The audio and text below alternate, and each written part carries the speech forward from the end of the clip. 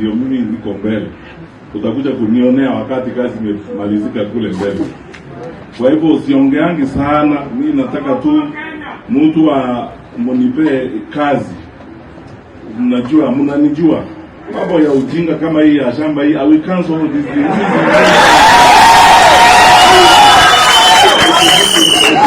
Kazi yako ni kuibia watu. Ndio unataka uwe na mashamba kiasi gani dunia hii?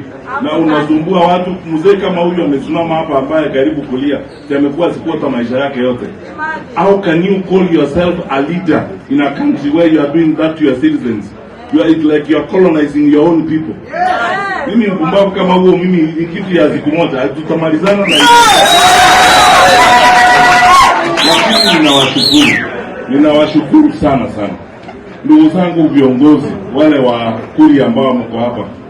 These brothers of mine, niwaambie tu kweli hapa, na ni vizuri watu waseme mambo wazi wakati tuko hapa.